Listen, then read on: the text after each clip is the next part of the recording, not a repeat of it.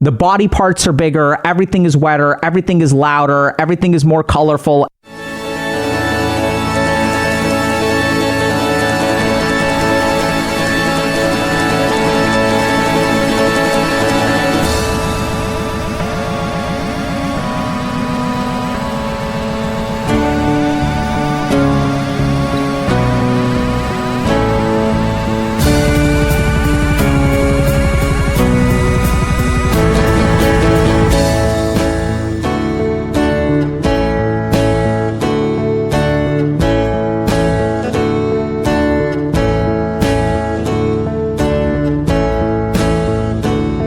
See the same people every other day, but we never say hey, cause we're never looking the way, or my face was in my notebook.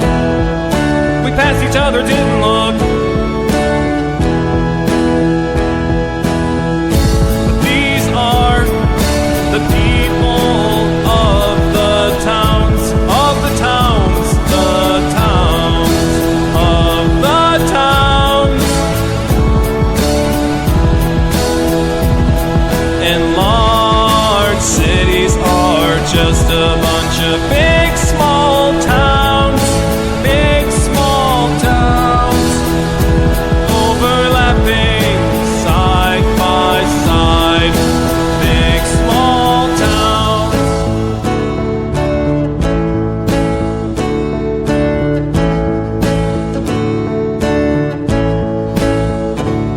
I see new people every day. Everyone's on their way, doing the things that fill their day. And I'm going places too, doing the things that I do with my time. We are the people of the towns, of the towns, the towns, of the towns.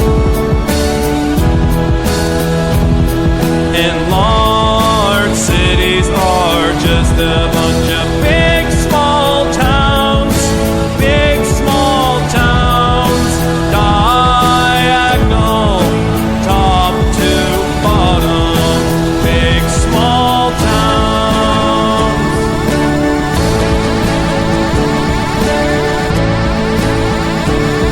Be nice to the people of the towns, once in a while look around, cause what's going around's coming around. What came around's coming around. What's going around's coming around. Big, big, big, big, big, small towns.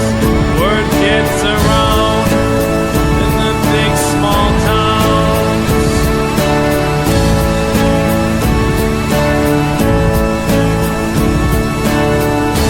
Big, big, big, big, big, small towns. Word gets around in the big small towns.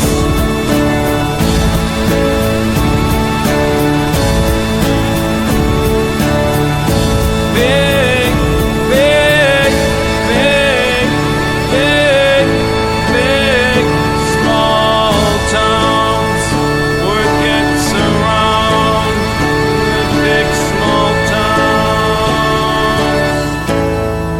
Hey everybody, welcome to Downballot. We do this show live almost every Tuesday, sometimes half of the Tuesdays. Anyway, Tuesdays, 7:30 p.m. Pacific, right here on Twitch. That's twitch.tv/Echoplex Media. I don't know, watch the show live sometime or don't. You can support this project at patreon.com/Echoplex or at eplex.store. Sign up at the $5 or higher level and you get the entire show, including red light, sent to you, I would say the next morning, but that's a lie. The next afternoon, possibly the next evening.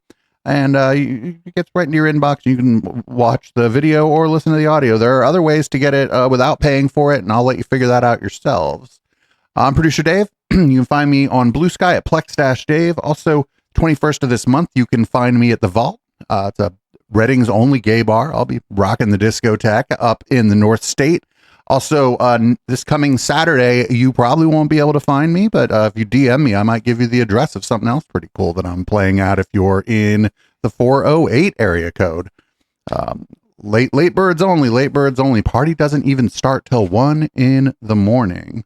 But that's okay. I'll have something to do after I meet people for dinner. I already have other plans. So, yeah, I don't know. What's up, Councilman?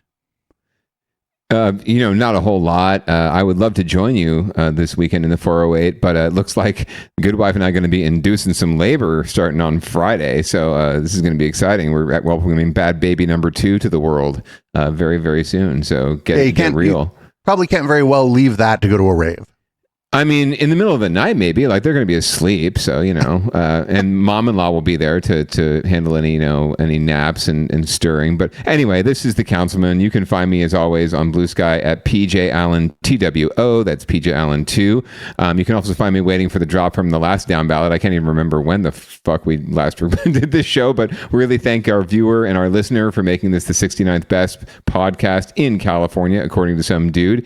And I am so ready to get into the dirt because we've had a few weeks off and I'm just fiending to jump all over what's been happening in our local scene. Not that a whole lot has, but we're going to get into it here a little bit. And I'm excited to say all 3 mayors are getting coverage tonight. All 3 of the major mayors in the Bay Area are getting covered tonight. So, and a bit of a programming note too. After for Red Light, we'll be starting out with an interview of Mr. Matt Mahan with one of my least favorite people in the world, Andrew Yang. I fucking hate Andrew Yang and I fucking hate Matt Mahan. So that'll go out on the podcast feed a day or 2 after this goes out. So you'll get a little taste of what it's like audio only during the Red Light on the podcast feed. That's lovely. I saw that clip. It was a little long for Down Ballot, but I figured you might want to take a gander at it. So I'm really glad you're going to be covering that. 2 of our favorite people in the world, Andrew Yang and Matt Mahan. They're like peas in a pod, those 2. Oh, man. All right. Well, it'll at least be better, I suppose, I hope, than the time that Dave Rubin interviewed Andrew Yang. That was bad news. So what do we have for leading off?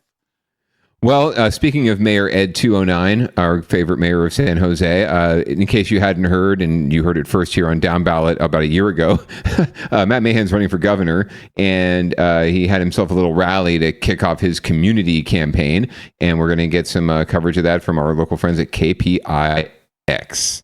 Mayor Matt Mahan officially launched his campaign for governor today. He joins a crowded field of Democrats, with some worried that nobody is really standing out.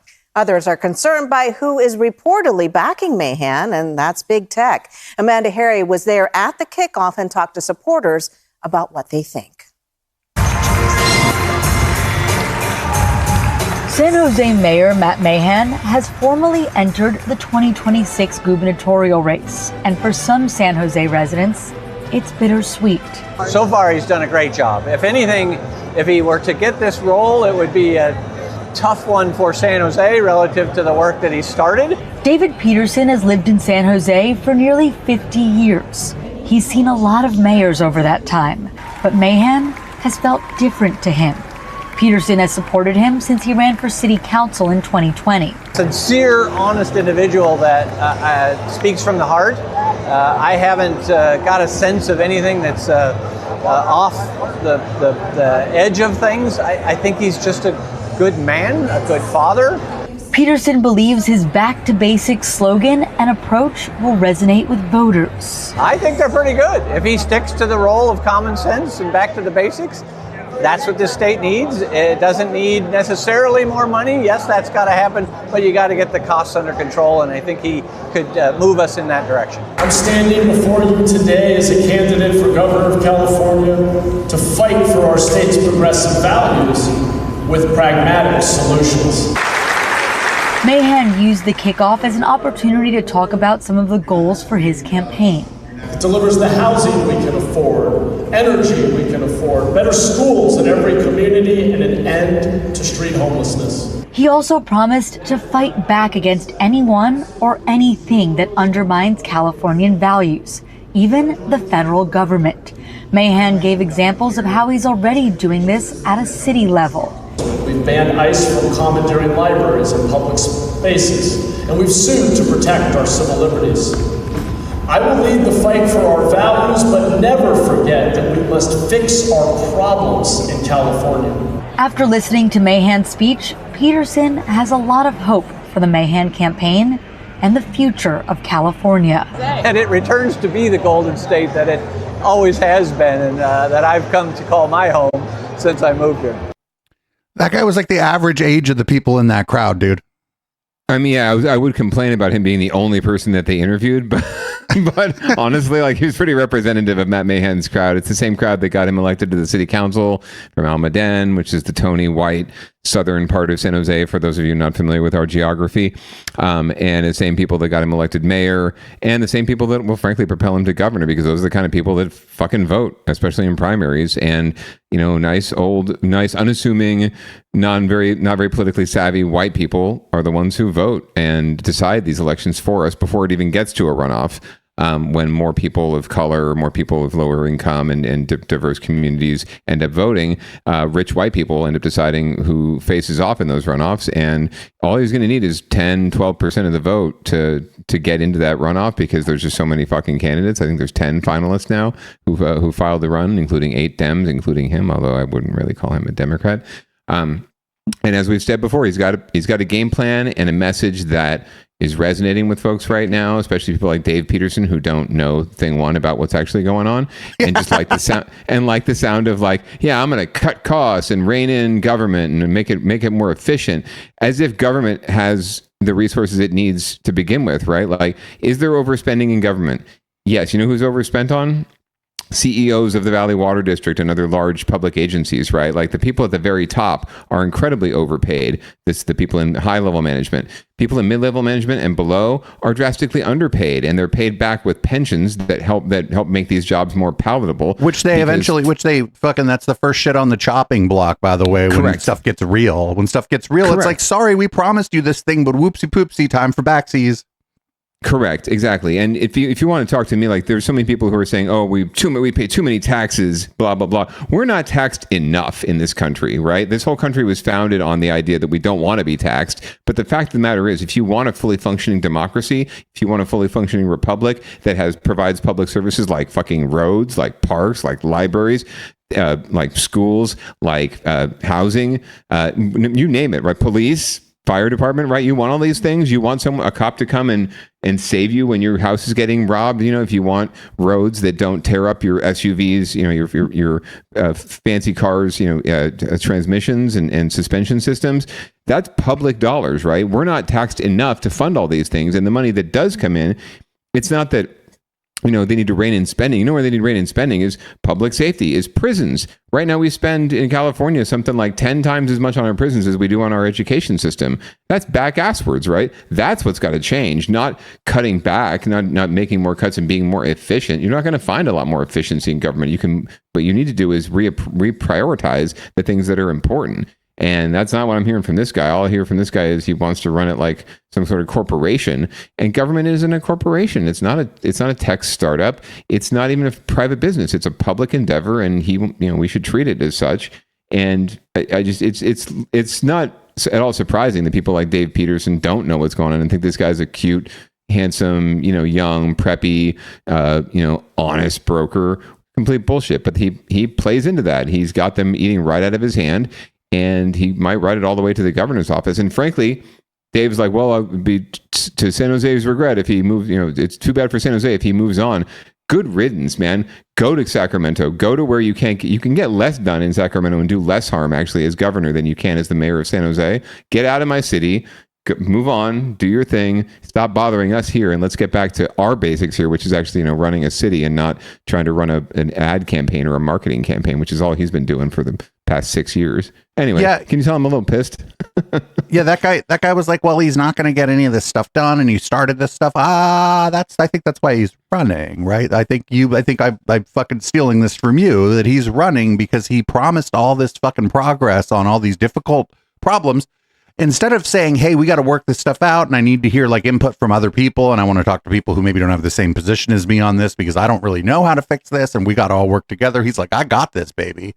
And now that like all these little tiny fucking houses aren't like solving the problem because that's not how you solve this problem. He's like, oh, I could get out of here. I could claim victory, blame my predecessor for the failure of all this stuff that I started, and fucking maybe one day I could be the president. Sure. And leave it all to someone else to clean up, right? Like, it's all going to be left for us to clean up. There are these systemic challenges that no one seems to want to address. They all just want to make way. Like even Liccardo was like this towards the end of his term, just make waves, make big splashes, and move on to the next office and the next career move.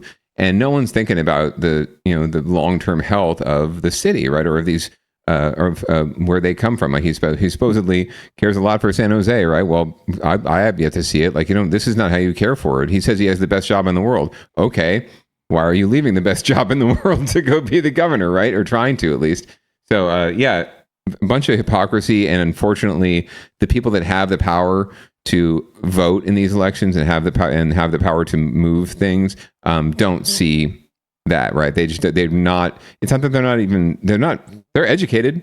They're educated. They've got a degree. They've got some world experience, but they don't read the writing on the wall. They don't read the room. They don't read between the lines, and they don't actually know what's going on, because the local news, unfortunately, God bless their souls, don't really cover the aftermath. They just cover the big splashy announcement of the tiny homes or the new, safe camping site or what have you, right? The new shelter, but they don't cover down the road when that's not a sustainable solution, right? And people are back on the streets. They cover the cleanup of Columbus Park, and they cover the cleanup of Coyote Creek and the jungle and all these huge encampments. They don't cover it when people come back, right? Right. Until the next cleanup, right? And we're doing that again with the jungle. Like the jungle was supposedly cleared like years ago. And now what do you know? People are back living there because guess what? We didn't solve the systemic problem, and people still need a place to go and live. And so they're back, right? And it's just going to this cycle is just going to continue until somebody hunkers down and says, look, this is a generational, we got ourselves in took us generations to get in this mess.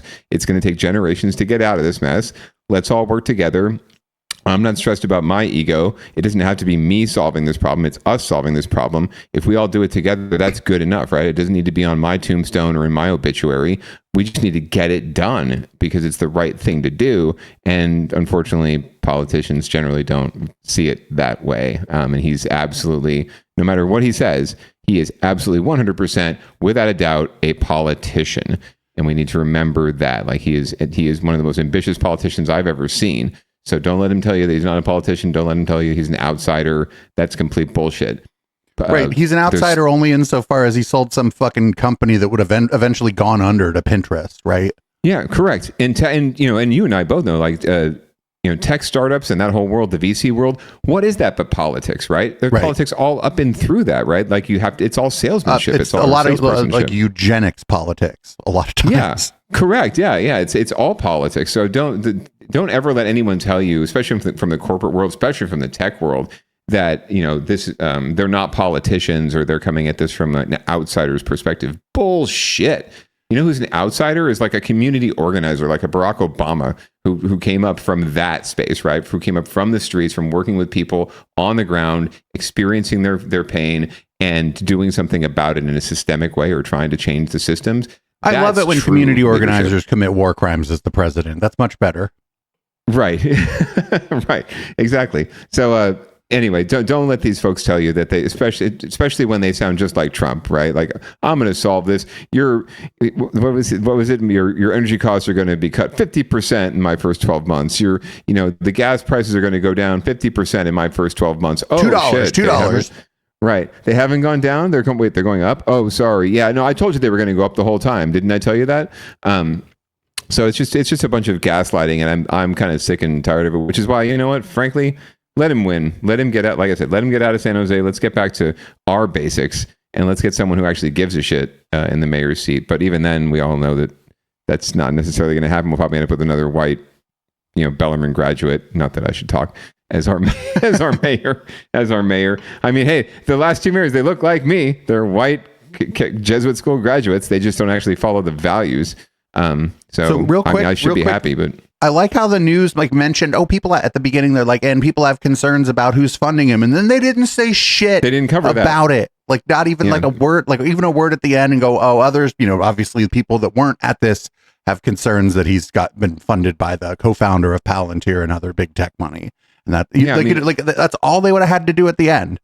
Because now they're just leaving people to fucking wonder at the beginning, well, what are the concerns people have about his associations? And I think people might fucking assume that they're talking about Epstein or something, which is, I mean, fuck Matt Mahan, but that's a little unfair to Matt Mahan, right? Like, I don't know what you don't know if you're not paying attention, you don't know what they meant at the beginning when they said that. if you remember what they said at the beginning of the story, right? Like by the end of the story, you might not even remember the lead in, right? And they, the news obviously doesn't, like we've said, right? They do the hot lead, the hot announcement, and then they don't follow up on they don't follow up on any of these things. They just sort of tell you the spicy story, right? The first hit.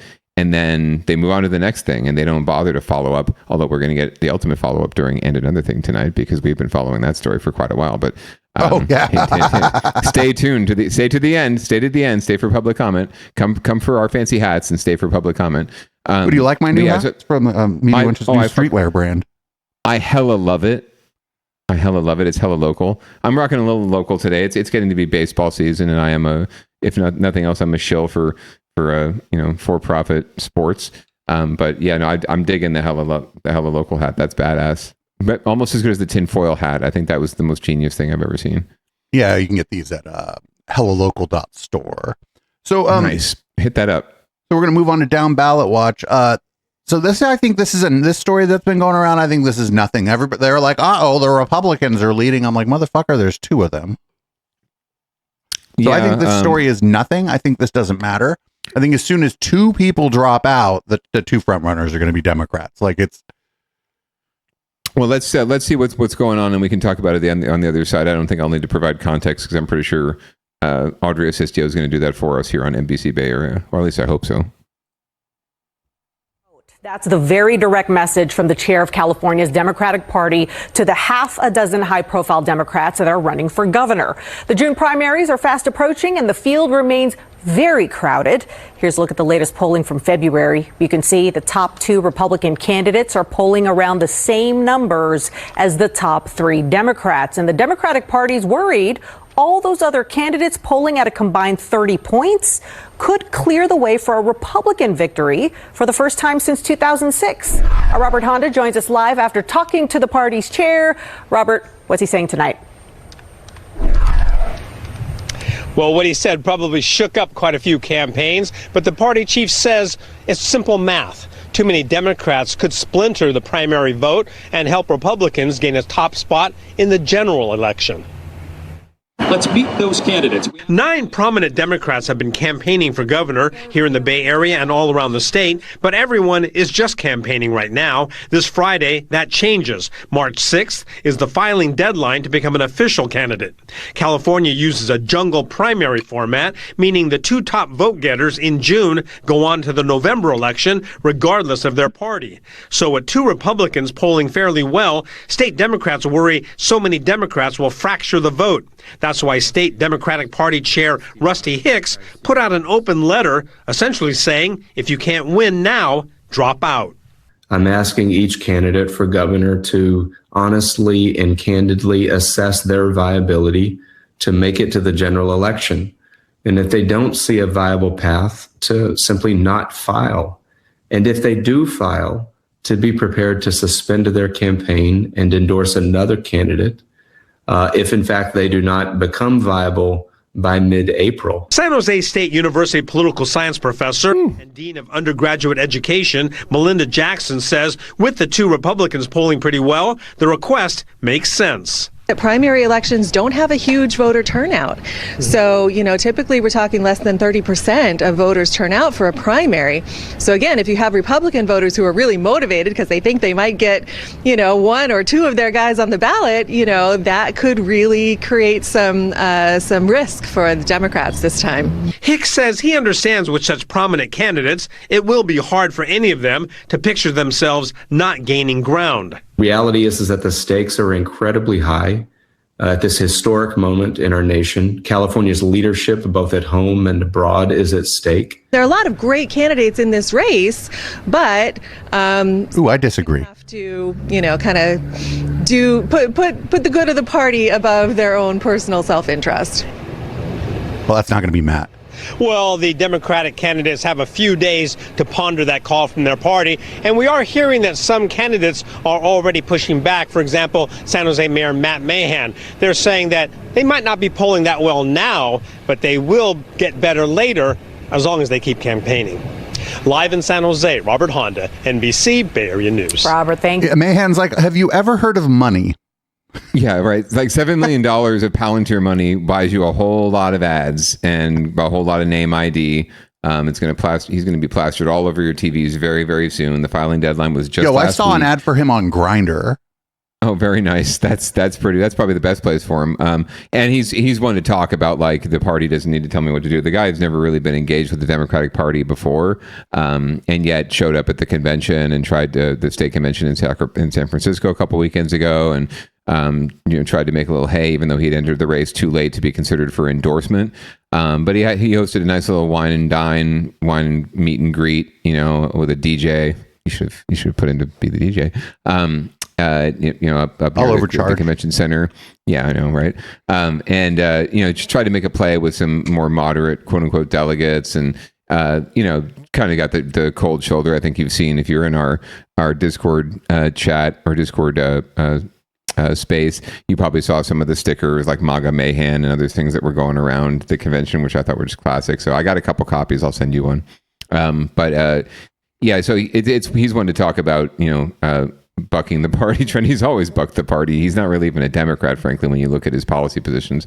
What's missing here, and nobody's talking about it, is I don't think Eric Swalwell's even really fucking campaigning in any sort of meaningful way. And I think he's gonna, if he's not going to campaign, I'm of two minds here. If he's not going to campaign because he's real busy, he's doing his fucking job in Washington, D.C. If he's not going to campaign, he needs to get out the race, right? He needs to get out if he's not going to campaign. Well, ironically, Tom Steyer is starting to use his money and throwing around his money to attack the other Democrats in the race, including Swalwell, and even saying he's not doing his job. Like he's running ads that feature Swalwell's like Instagram posts where he's like swimming or doing some other sort of recreational activities. That's what what I don't want. I don't want a representative who goes swimming sometimes. Right. Dumb thing. Like sometimes people go swimming. He was just saying, Swalwell's not doing his job and I'm here to do my job. And then, Swalwell's campaign is pushing back and saying, and he's also attacking him for renting a property in his district, which is not uncommon, frankly. And Swalwell's campaign is pushing back and saying, renters shouldn't have to take shit from the one billionaire and the true billionaire in the race, right? So it's getting really feisty already on the Democratic side, and all that's going to do is create more infighting and more negativity because they're all fighting with each other. They're all fighting with the people they know, right? The thing about Mayhan is that he's the unknown here. They don't really know him. They don't take him seriously. No one took him seriously when he ran for city council. No one took him seriously when he ran for mayor. Everyone said, didn't we soft endorse him for city council way back when? We may have. I mean, the opposition wasn't all that high. It was only because he was running against someone who literally ran a person over and killed them during the course of the campaign. So I think that might have been the impetus. But and then he actually won pretty much in the primary. It was very rare, but he won 50% plus one in the primary because his leading opposition ran someone over during the primary and killed them. And she's now got a life again with the Democratic Party. So that tells you all I need to know about the Democratic Party locally. But regardless, he is the outsider in that no one really knows what he's all about. The inside politicos don't really take him seriously. The only people taking him seriously are himself, all those big ass donors, his consultants who are smart people. And they're going to play that. They're going to let the other Democrats attack each other, like Katie Porter and Eric Swalwell and Tom Steyer and all the others, Tony Thurmond, just attack each other. No one's attacking him in the meantime. The only people attacking him are the Republicans, which is going to fire up Dems to say, oh, the Republicans don't like him. Well, I like him, right? The Republicans are going to look at their two candidates and be like, these guys are jokes. Like one of them is a British expat Fox News analyst. The other guy is the sheriff of Riverside County or something with a cowboy hat. Oh, then the fucked up thing is the guy did the right thing once and tried to like cool down the temperature, like the protests during the George Floyd protests in Riverside County and took a knee with the protesters. And now he's got to run around and be like, I hate black people. Right. So the Republicans are going to look at their choices and be like, this Mayhan guy looks pretty good, right? Because he does profile very Republican. So he's doing, again, he's in perfect position. He's got plenty of money, and the campaign has not even started yet. Tom Steyer is spending all this money going up on TV, and everyone already knows you, bro. Dude, people, I don't like Tom. I mean, Tom Steyer, policy stuff, what he's saying is the best, but I don't like him. I don't give a fuck. Yeah. I don't like him. It's fucking irrational, but I don't like him. I don't trust him for whatever reason. Like, there's plenty of our friends that are supporting him, and Alex Lee and Ash Kaur, some of the more progressive Democrats in the state are supporting him, locals. But Yeah, no, I just don't flat out trust him. And if his big old money was going to move the needle, right, but his name ID would be bumped up. He'd be leading the polls right now if money actually, if his ads were actually resonant. I almost stop myself short of saying money doesn't matter. His money isn't being all that effective because people know who he is. He's a known commodity, and he's not winning over any new votes. Matt Mahan, you look at that poll, right? 30% other candidates, 10% undecided. That's 40% of the electorate that's either with another candidate that's more than likely not going to get into the top. I'm undecided. I don't know man, I don't like this. I don't like any of what I'm seeing. Like, me neither. I mean, there is one candidate I do like a couple. Like I do like Tony Thurmond. I love Betty like Tony, Yee. but he's polling at like 1%. Correct. I couldn't imagine why.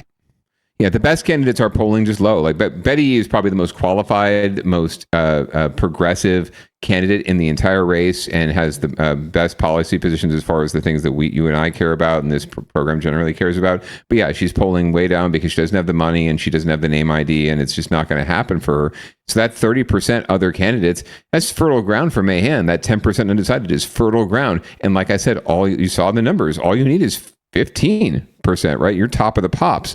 So I could very well see Mahan getting into the runoff with one of these Republicans, and at that point, it's game over because all Mahan will say is, "I'm the Democrat." Well, then I got to tell you, I just hold my nose and vote for Matt Mahan. I suppose if that happens, I mean, that's what's going to end up happening because Democrats in a head-to-head race in California. Statewide, like there's a reason why all statewide officers are Democrats. There's a reason why the Democrats have a 2/3 supermajority in both houses. They can do anything they want theoretically if they all had their heads together and they all had they were on the same page and they were all working together. Democrats could do whatever agenda they wanted to do in California. It's just that the governor doesn't get along with the legislature and the legislators don't get along with each other enough, so we don't get anything done, and that's one of the biggest problems. So. We have all the power. So if you get into a runoff with a Republican, it really doesn't matter who you are or who the Republican is. You're going to win. Like you can just throw in. There's a reason why Adam Schiff back when in that senatorial race, there's a reason why he was attacking Steve Garvey because he was trying to froth up Republicans to vote for him, right? Saying, "Oh, I hate this guy. This guy's bad." So then Republicans say, "Oh, Democrats hate this guy. I'm going to vote for him." And sure enough, Garvey got into a runoff with Schiff, and the two stronger Democrats who were in the race didn't make it, and Schiff didn't have to barely lift a finger to win the runoff because that's just how the demographics work out in California. So yeah, if it's down to Mahan versus either of those two Republicans, he's going to win. So all he has to do is get that 15%, that nice juicy 15% in the primary from all those, like they said, all those white, like Lyndon Jackson said, all those white rich voters that vote that are just going to eat him up, right? He's such a cute boy. He used to mow the yard, you know. He's in like Flint, and if anyone doubts that, just wait a minute and see what happens. Yeah, I've been on Twitter primarily because I hate myself, but also because I hate the people on Twitter, and I've been talking about that. People are like still mad on Twitter about the 2024 election or whatever, and I'm like, if you're in California, you should be fucking paying a little bit of attention here. We got a problem. And then somebody's like, "Oh, he's polling at 3%. I'm like, he has Palantir money behind him. First of all, that's money. And secondly, who fucking knows that the Palantir people are just going to fucking hack the voting machines? Who fucking knows, man? Right. He's got so Tom Steyer obviously has the most money because he's funding himself. Mahan's second. Like Mahan has raised more money than any of the other candidates, and he's only been in the race for like a month, right? A month or so. He's raised more than any other candidate. So sorry, like he's absolutely viable. And he very well could win, and people need to wake up. If you're worried about that, people need to wake up. Like I said, fuck it. Let him, it's going to happen. My worry is that, 2 years from now, he runs for fucking president, and he somehow, he runs maybe like a Ross Perot style campaign, or maybe he runs an insurrection within the party, right? And gets a nomination from a major party. And suddenly he's the president of the United States. Like, watch out, folks. Like, seriously. I think that like what, like if I could just wave a magic wand here, Porter or Swalwell needs to drop out and endorse the other one. Then this whole fucking thing is over, and what you and I are talking about is fucking useless. And at this point, right. I think it would be Swalwell that would drop out. I don't like Katie Porter. I think I like Swalwell a little bit more. But I just haven't seen. I've seen some ads for Katie Porter. I've seen some of her stuff. Like I fucking follow all kinds of politics, local politics stuff on Blue Sky, Facebook, Twitter, and even Instagram. And the only Democrat, I haven't seen stuff for Thurmond, but I don't think he has any money.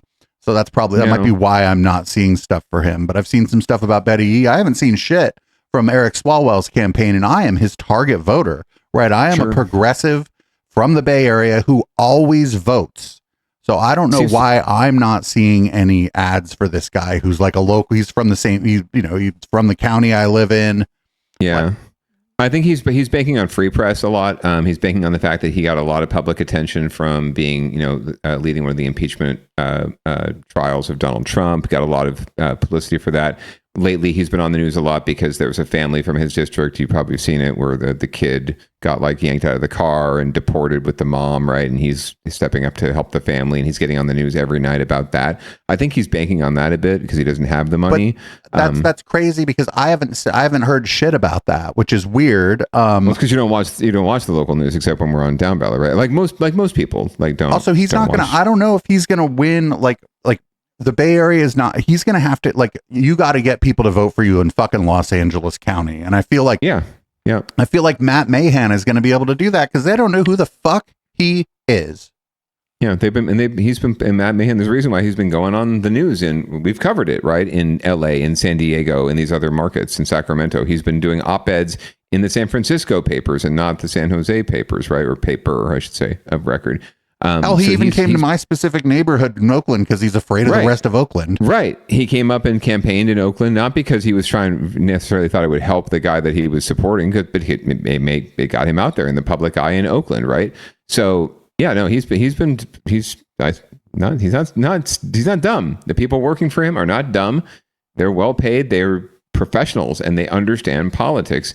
And that's unfortunately what happened in San Jose and in Silicon Valley and Santa Clara County to a large extent, as we've covered in this show, are just not very savvy. We're not political junkies. We're very suburban still vibe. We're not used to having throwdown politics, and so people aren't all that discerning here. So it's not surprising that people don't really take him seriously or don't think too much about this and think it's kind of a pipe dream. It's absolutely a reality and could happen if you're just looking at things. Like the minute I get out of San Jose and I talk to people from San Francisco who are in the media or elsewhere in party politics, they're like, oh yeah, this guy could fucking win. No doubt. What's going on? Why isn't anyone talking about this in San Jose? It's because we just don't want to believe it, don't understand it, don't really understand politics to begin with. But he's using that to his advantage with all the voters. The other people that don't understand politics are voters, unfortunately. And I mean, some of the messaging in the ads isn't as on the nose, but it's sort of, the messaging seems to be, I'm from the Bay Area, but I'm not really that woke. Right. And I've got the solution, just like Trump. Like, I've got the solution. Only I can solve this. No one else is talking about these things the way that needs to be talked about. I'm here to represent, core values and back to basics and solve problems, and I'm going to do it. I'm going to lower your gas prices 50% in the first year. That's exactly what he sounds like. If I don't see shit from fucking Swalwell in like 2 weeks going after him for being the Palantir candidate, I'm going to be emailing Eric Swalwell telling him to drop out. Right. Right. Yeah.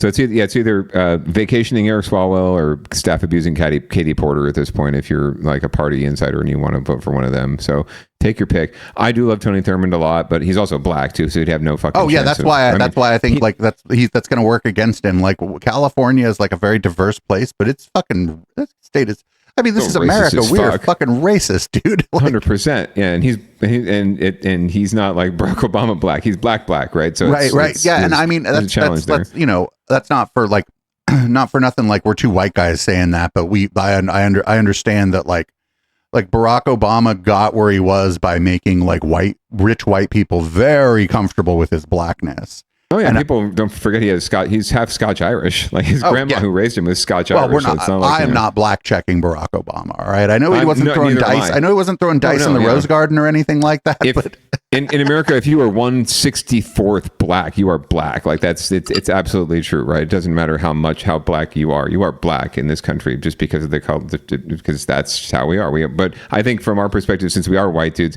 I think we understand the racism and we know it because it's our people, right? We know our own people. It's not us, right? It's not our attitude, but that is absolutely the thing. And if it was him against another Democrat in the race, like, he'd have no chance. He would have a chance if it was him. If he could get into a runoff with a Republican, he'd absolutely have a chance. He'd probably win because he's the Democrat. But it would take that for him to be able to win. Oh yeah, if he goes against either of the two big Democrats in this, they're just going to be the ads are just going to be like Palantir Matt. That's Toast, all. yeah. It's going to be Palantir Matt. They're going to tie him to Peter Thiel, even though Peter Thiel, I couldn't find any information about Peter Thiel. But that doesn't mean they're not. I mean, they should be doing that already. They should make his money useless because it's Palantir money. It's because they don't see either they don't see the threat, or they don't want to rile up that beast, right, and have that Palantir money come after them, right? Like that's the only reason I can think that they're not attacking him, is that they don't take him seriously, or they're afraid of the backlash. And they're just going to fight with each other. What's crazy is you were mentioning how like people in San Jose aren't politically involved. So I walked out into my lobby the other day and people were talking about the California governor election. In the lobby, like 4 people were just out there talking about it. They were, of course I jumped in. I was like, hey man, just don't vote for Matt Mahan and we're good neighbors. They're like, who the fuck is that? I'm like, hey man, you ever seen RoboCop? They're like, yeah. I'm like, you remember Ed 209? They're like, yeah. I'm like, that's how we wanted to deal with the homeless in San Jose, I think. They get that reference right away. Yeah, people in the chat get that reference. I've even started using that reference in public spaces like LinkedIn. People get that reference right away. They know exactly what you're saying. So anyway, we got to move on. We've got a lot more to cover on the docket here today, but I really and we'll be talking about that a lot. Just so people know, just sort of in the background, we are working on who is Matt Mahan for the cast of characters. I already sent the Google Doc around, and I saw it. The odds that we get it done by July are pretty slim, or by the primary are pretty slim, but we'll see. We'll see. I'll be up late night, after I put the Bad Baby 2 to bed, just zonked and not be able to sleep. So I'll work on it at some point. I promise. We have a great gal to do the voiceover. Excellent. All right. Well, let's move on down to winners and losers, where there are no winners unless it was the person you were not rooting for, in which case they're still losers, but they won. So moving up the peninsula, our good Mayor Ed 209's cousin, Ed 210, Daniel Leary. He has a security detail like most mayors do, and they had themselves a little altercation with someone in the streets of San Francisco, and we're going to find out more about what the fuck happened from KTVU. San Francisco Mayor Daniel Lurie today talking about that attack on his security team that happened in the city's Tenderloin district. KTVU's Christian joins us now live from the TL. And Christian, the mayor said today that he's grateful for those officers who protect him. Yeah, he sure did. We'll have more on that in just a moment. But that officer now recovering from his injuries is what we hear. And we're now getting a clearer idea of how this whole incident unfolded. The video is riveting. A member of San Francisco Mayor Daniel Lurie's security detail wrestling with a man near the intersection of Cedar and Larkin. The mayor quickly walks away as the altercation escalates, and the police officer is... Oh, dude, that fucking dude just body slammed that guy's bodyguard, dude. What the fuck? Seriously, not much of a security detail. Arrested 2 men. The officer in the video was taken to the hospital with non-life-threatening injuries. A second officer also received minor injuries. The mayor says tending to every resident in the city is his duty. So when he saw something unusual, there he goes. I saw 2 individuals in the middle of a street, not on the sidewalk, but literally in the middle of a street, and I was worried about them, and I was worried about, safety of pedestrians and cars coming. So I stopped. Nobody drives through the Tenderloin. And then the incident began. The mayor said as the situation escalated, he quickly made his way to another officer to make sure that officer could back up the one in the fight. Obviously, that incident unfolded. I'm just really happy that the members of my detail are okay. San Francisco police say following... Yeah! What's fucked up? Like, don't assault people. Like, assaulting, hurting people is bad, but it's so funny because that guy's, pants were falling down and shit. He was probably, That was a fabulous takedown. Like, if you follow martial arts at all, that was a really good takedown. Like, that was solid, or wrestling in general. That was solid. I don't know. Does that guy need a job? I know he just committed an assault. Does he need a job? Maybe the mayor should put him on the security detail. And I love he rushed away. Like, the mayor's casually one hand in one pocket, sort of strolling away. He's not exactly rushing to get this guy some He wanted help. to make sure that the other security detail was okay. I mean, I don't know, man. If somebody's going after your security detail, you don't got to pretend it was something else. You're like, I got the fuck out of there. Right. And what the fuck are you, some sort of savior? You're the guy, you're the one who's who's trying to save these people from themselves. Like, get out of the street. Why are you in the street? Come over here, man. Have a hamburger. Like, really, Mr. Mayor, what the fuck, bro? Know your place. Two men, 44-year-old Tony Phillips and 33-year-old Abraham Simon. Simon was arrested on suspicion of obstructing a police. I'm saying that was Tony Phillips because that was some kind of old man strength takedown. As I say that as somebody almost 5 years that guy's senior. Yeah, no, absolutely. Although it's a grainy video, obviously, but I'll support you on that. Also, I just wonder what happened before that. Like, did he send his security detail out into the street to be like, get out of the crosswalk? And he's like, motherfucker, you get out of the crosswalk. I think it was him he's the one that said he got out and told the people to get out of the street, and then they harassed him, and that's when the security detail stepped in, and he obviously casually walked away and let his detail handle it, or not handle it in this case. But yeah, it looks like it's exactly. It sounded like the mayor was the one who tried to be to intercede. Whatever you want to call it, I would call him the instigator, the de-escalator, right? More than likely, exactly. Typical bootlicking, de-escalation to them is actually instigation. And on an out-of-county drug warrant. Phillips was arrested on suspicion of assault with a deadly weapon on a police officer, resisting arrest, and drug charges. Phillips was previously arrested on suspicion of murder in 2019 for a fight that turned deadly. Those charges were ultimately dropped, District Attorney Brooke Jenkins said, by then District Attorney George Gascon's office. That was a prior administration. Blame someone else. Made the decision that they didn't believe that they could prove that case. The mayor said going forward, maybe he didn't do it. Continue to try to work to help those in need in the city and work with his detail to make sure that can be done safely. I think the city and county of San Francisco, the residents deserve a leader that cares about what's happening on our streets. But I will, of course, talk with our SFPD leadership and the chief on this matter. Show it again. And prosecutors say they will have to review the investigation before making charging decisions. We're live in San Francisco. KTVU, Fox 2 News. Guys, back to you. So like I said, man, don't assault anybody or whatever. But I was like, because I thought that was going the other way, right? I thought because the security guy was bigger. Sure. Trained. Yeah. His pants weren't falling down. Right. He was wearing a suit. So I guess, there's that. Oh, the slippery shoes. Yeah, there's the slippery shoes. That must have been it. It was the shoes. Had to be the shoes. He wasn't quite ready. He didn't have his gi on. He wasn't ready for a true jiu-jitsu match. Anyway, but yeah, like producer Dave said, please don't hurt other people. But if you do, make it amusing and get on TV for it. And like, I don't know, man. I don't know what it's just like indicative of kind of who he is. Like, he went to the fucking Tenderloin and tried to like nanny state that shit and tell people to get out of the street. I'm sorry, dude. You walk down, I don't know what street. I think I know where that was. I think that was like a block or two in from Market. Ain't nobody driving their car through there, friend. It's not that it's not the people are afraid they're going to get shot. It's just like there's a way better way to get around. Like there's large streets in San Francisco that you could try, unless you like, if you live there, you don't own a car.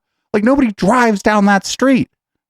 Oh yeah, no, absolutely. Like, and like seriously, you're exactly right. Like, what are you doing, man? What are you doing? Even getting out of the car in the first place? But oh well, white people gonna learn. You're definitely more likely to get run over in his neighborhood. The fuck probably lives near that billionaire's row or by somebody's fucking Bugatti where they can barely see out the fucking windshield. Right. Speaking of like local municipalities and safety, the Good Wife just sent me a text that America's happiest city has been named by Men's Journal, and it's Fremont, California. America's happiest city. I mean, I lived there and it was okay. I don't like the suburbs, but were you like happy? I mean, if I had to live in a suburb, I think Fremont's the one. Were you happy when you lived there? When you grew up there? When I grew up there? I mean, it was okay. It was kind of boring. I probably liked it more as a young kid than as like a teenager going into young adulthood. That's why I got the fuck out of there and went to Berkeley. Sure. Don't we all, right? Anyway, well, speaking of safety, no one's safe these days from the riotous gang hordes that are mobbing all of our cities.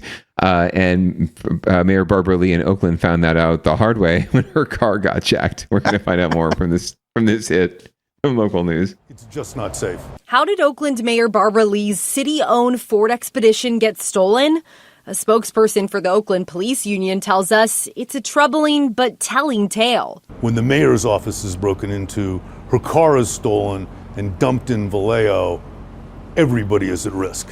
OP But was it nice Vallejo? Singer says the car was stolen around 10 a.m. on President's Day. City offices were closed for the holiday. An individual broke into the mayor's office, jimmied the door somehow, took the key to the mayor's car and stole it. The Oakland Police Department confirmed to ABC7 Eyewitness News that the car was stolen, adding it was recovered hours later without any more details. OPD says its officers are following up on potential leads as part of an ongoing investigation. They have a suspect or suspects in mind and are looking for them now. The car was recovered in Vallejo yesterday. This says a lot about how bad crime in Oakland really is. In his statement to ABC7, Mayor Lee wrote, quote, "No one in Oakland should have to worry about their car being stolen, whether they're a resident, a city worker, or the mayor. Public safety is a priority across our entire city." OPD and the mayor's office did not answer our questions about whether the mayor's official SUV is kept in a secure garage, nor what steps they're taking to ensure this does not happen again. I imagine the mayor and her staff's morale ought to be pretty low. They're supposed to protect their office, the city, the residents. When her own office is at risk, it says a lot about how much Oakland is at risk. There were nearly 6,500 reported stolen cars in Oakland last year, according to city data. In Oakland, Monica Madden, ABC7 Eyewitness News. This doesn't sound like an indication of like high crime. It sounds like somebody like knew exactly where the fuck the mayor keeps the keys to the fucking car, dude. Yeah, I mean, this is the epitome of isolated incident from my perspective. It's a high profile car, it's a high profile case, and it's a high profile office. And yeah, it doesn't take as much to case that kind of situation. So it's crime of opportunity, producer Dave, crime of opportunity. But it's a convenient excuse for someone from like the police officers union to go on camera and say like, we need more cops, we need more better pay for cops, we need more public safety because look at what's happening. We're going to hell in a handbasket. So it's a convenient excuse for them for sure. That's why he was the lead quote. But it's like we've talked about a lot. It's not indicative of some sort of like greater degradation of our safety as we've been. And crime in Oakland has been shown to be going down on the whole as we've seen in recent Downballot hits. So again, just an oddity and amusing that it's the mayor's SUV that got jacked and became one of the 6,500 cars that are apparently jacked in Oakland every year. So it's not as though it's a going concern anyway. Like it's just another carjacking, and well, not even carjacking. So this is like we try not to cover crime on this show unless it's funny. Yeah, exactly. And it was basically a joyride, right? They said they got dropped in Vallejo. Like my only question was, it nice Vallejo or bad Vallejo? Like we're in Vallejo. There's two different Vallejos, but that's a lot of Oakland's like that too. I live on the border actually. So it could have been just a joyride or some teenagers, and people on some frat hazing ritual. For all we know, it was obviously not something where they're trying to strip the car for parts or sell it. So yeah, this wasn't even necessarily like a crime. This is just a fun crime. But no one was hurt. No one was hurt. So it's perfectly safe for the down ballot listener and viewer. We try not to cover snuff here. We don't cover. We try not to cover death and destruction. The only injuries we'll cover is like an unhoused person with their pants falling down, body slamming a private security guard or whatever. Like body, especially Ed 210s. It ironically enough, or coincidentally enough, I guess, Mayor Ed 209 today, the council was talking about police overtime and needing to rein in costs, and one of the units on the chopping block was the mayor's detail, which has increased over the years from 1 to 2 officers in San Jose. But also there was a note that there had been chatter about Mayor Ed 209, using his police detail on campaign activities. And he will be reimbursing the city now for any time that his detail is spent working at campaign events. So it's something else for us to follow as far as the money goes. Oh, wonderful, wonderful. But that Palantir money will buy a whole lot of that, so don't worry. I wouldn't worry about that. Fine. Cops don't make his campaign's flush. Yeah, cops don't make a whole lot of money anyway, even on overtime, so I wouldn't worry too much about that. Anyway, moving right along, we're staying in the public safety security mode. Last year and recently, there's been a rush by law enforcement to embrace license plate readers. Tech basically out of like CSI or NCIS or one of your TV cop shows. as a way of using AI and technology to help them do their jobs. But all we hear is assurances that the data is not going to be stored, and no one's going to be accessing it that shouldn't be accessing it. And these private companies that are providing these cameras are all on the up and up, and everything's going to be fine. Well, we're finding out it's not so fine. And Mountain View got a little egg in its face, and we're going to find out a little bit more about that here. Well, a follow-up for you this morning. Mountain View turning off its license plate cameras despite the impact supporters argue it has on crime. As Today in the Base, Chris Sanchez reports, city leaders say this decision is all in the name of privacy. Good morning. The vote to end that contract was unanimous, despite the fact that people did have the opinion that the cameras were helping to ensure greater public safety. Now, privacy concerns were always part of the conversation, but it really came to a head at the end of January when Mountain View police found that Flock Safety enabled a search setting without authorization, allowing access to at least 4 different federal law enforcement agencies. Accidentally. He has 30 license plate reading cameras. Now, the license plate data was accessed by the Bureau of Alcohol, Tobacco, Firearms, and Explosives, the federal agency that manages federal buildings, an Air Force base, and a national recreation area. Mountain View police say staff is now looking into other vendors, but that this whole breakup could be complicated. I'm a little confused about the implications of this, of how it would affect our negotiations. We would be canceling with Flock, but keeping a connection with them. And I'm wondering, does it expire in 30 days? And then also, how does this affect our negotiations with them for getting money back, for taking the cameras down? In other parts of Santa Clara County, Flock cameras are also going offline after leaders approved a partial ban. It would halt the use of Flock cameras in Saratoga, Cupertino, and Los Altos Hills. Those 3 cities say they are also going to look into cameras from other companies that read license plates. Now, the company says it can only share data when it has the explicit permission from the city. City says we never gave it. In Mountain View, Chris Sanchez, Today in the Bay. Yeah, I can't imagine the city giving permission to like a wildlife preserve to look at their fucking license plate readers. National Park Service, right? Yeah, that's. I'm shocked. First of all, I'm shocked that this private company and this system, was either hacked or just had some loopholes, or that they're working with with federal governments without letting the local governments know. And to me, it's like, okay, the devil you know is just as good as the devil you don't. Like, okay, great. So Flock is out.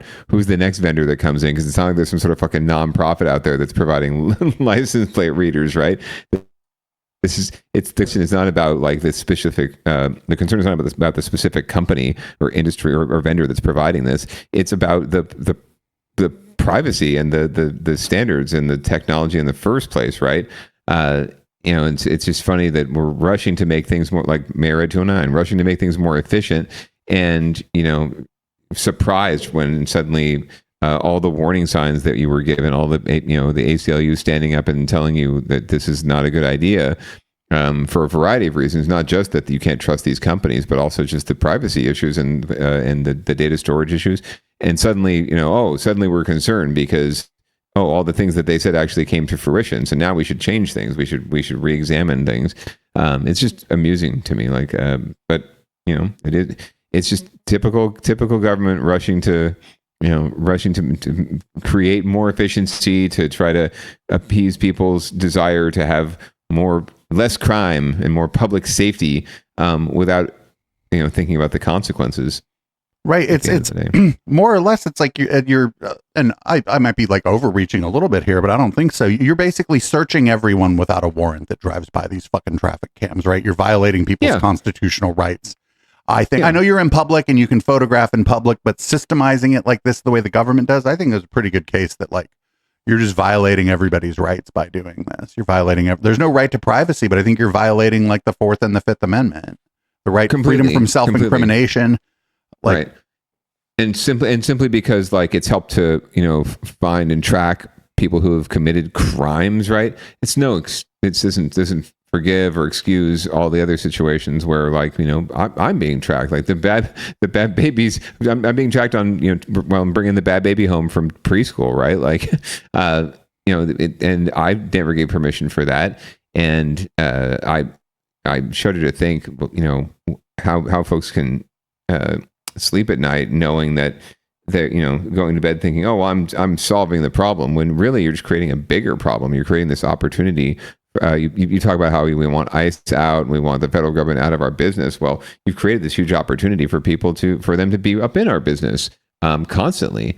So please save me the world's tiniest violin, right? And actually think about the decisions you're making before you make them. And it's this group Flock has a backlash, like a lot of cities, counties, and other groups are mad at Flock for like similar stuff, essentially, right? Like for like just basically allowing their system to be open to people who shouldn't be able to access it. I mean, my take on this is the city shouldn't be putting this stuff up. If the people at the mall want to put a fucking license plate reader on the driveway that goes into the mall, that's fine, because if you find out about that, you can just be like, well, I'm not driving my car to the mall anymore. Fuck that. But you can't really do that with the city streets, right? You don't have the ability to opt out of this at all. I mean, riding a bike, I suppose. My bike doesn't have a license plate, but don't worry, they'll probably make that fucking thing I have to do in the next 20 years. Yes, I feel like some of them do, but anyway, yeah, no, or motorcycles at least. I agree. And it's not just like we said, and the Flock was a known abuser before some of these contracts were entered into, so it's not as though they didn't know going in. So to me, again, it's like that tiny violin. It's this hypocrisy of like, well, we didn't know, we didn't think about these. No, you did know. Like people told you. People fucking told you. They came to public comment. There's a reason why public comment took like 2 hours the night you decided to do this, is because people were trying to tell you. And you were getting, not for nothing, they were getting letters from, so you said the ACLU, but probably like the NAACP. Certainly the Electronic Frontier Foundation was sending letters to all these fucking cities, especially in Mountain View. You think the EFF didn't send something to fucking Mountain View about this? But you know what? The EFF doesn't give to their council campaigns. You know who does? The Police Officers Association. They don't give to anybody's city council campaign because they have a limited budget and try to use it effectively to protect people like you and me from things like Flock. And you know who does donate to city council campaigns? The Police Officers Association, the police union, people like Flock, people like Palantir. They're the ones that donate, right? So no surprise who they're listening to when it comes down, when push meets shove, or whatever you want to say. Anyway, this should I don't know, like this should be like a no-brainer for like these progressive cities to just not do this, right? I don't understand like why, like I don't get it. Like there's some cameras in Oakland, they're red light cameras. If you try to start installing license plate readers here in Oakland, no, you didn't, because they're gone, right? Like they're just gone. They're just gone. What? Who stole our license plate readers? I'd be like, I don't know, but not every hero wears a cape. Some of them just have a fucking Allen head wrench and a screwdriver. Yeah, well, it's obvious. I mean, you see the cohort of cities that are kind of backing out of this, but who were considering it in the first place: Cupertino, Saratoga, San Jose, Santa Clara, Mountain View. It's all our quote unquote suburban Santa Clara County, South Bay white communities. That just want more public safety, and they think that more boots on the ground and more cops and more technology is going to solve crimes, when really there's systemic origins and systemic causes of crime and criminal activity that we're not addressing. But it's just easier for them to think about more cops, more guns. That's going to solve the problem. More cameras. Now, I would never suggest that anyone use some kind of clear paint substance that might prevent these cameras from reading your license plate, because you're not supposed to deface your license plate. So I would never suggest such a thing. Mind you, I wouldn't either. God, no. Why would mind you? If you were to do such a thing, it would be very hard for a person walking down the street to know you even did it, because they can read your license plate number. If they want to write it down themselves, they can. Yeah, I don't know why you would, why would you ever suggest such a thing, you awful human being? Anyway. All right, well, let's move on, because we do have a few more hits to get to tonight. We're going to move out of the security mode and but we're going to stay in the sort of white people being white people mode. A local school district down here in San Jose, just like a lot of other districts, is suffering from lack of enrollment and lack of funding, and they're looking at consolidating schools. And wouldn't you know it, it's not the poor Latino and Black communities where the schools are actually getting closed that are flipping out. It's the white people flipping out about like the one school in their community that might get closed, and they're the ones that unfortunately carry the day with our elected officials. So we're going to hear more about it from Jessica Aguirre and NBC Bay. Families are calling it a slight reprieve. The South Bay's largest school district may be delaying a vote to close or consolidate up to 9 schools. San Jose Unified's board had initially set March 12th as the day to decide the fate of those schools. NBC Bay Area's Robert Honda joins us from outside of San Jose to explain why that decision may take a little bit longer, Robert. March 12th has been looming over the heads of many families worried about their neighborhood schools. They say they're upset about the plan and how fast the district has been moving. Now, they're relieved the process is finally slowing down with a little collective persuasion. And how far is each? Last night, hundreds of parents jammed a meeting of the committee charged with creating a plan to close or consolidate up to 9 San Jose Unified schools. It has been an intense fight for parents who only learned of the possible closures in February. Now it appears the implementation... Wait, no, that's not true. Wait, hold on. Now they're just lying to you. We've been talking about school closures in San Jose on this show for like 2 fucking years. Yeah, and this committee's been impaneled since last September, frankly. And there was a committee before that came up with the plan. This plan is talking about, this committee's there for like the implementation work. But yeah, this committee's been working on this, and it includes parents, by the way, for better part of a year in this particular district. And everyone has read the writing on the wall for a long time. So this is not like some shock, like, oh, I only just heard about the meeting that I am sitting at holding a sign, by the way. Like, I just heard about this, nobody told me about this meeting that I'm sitting at.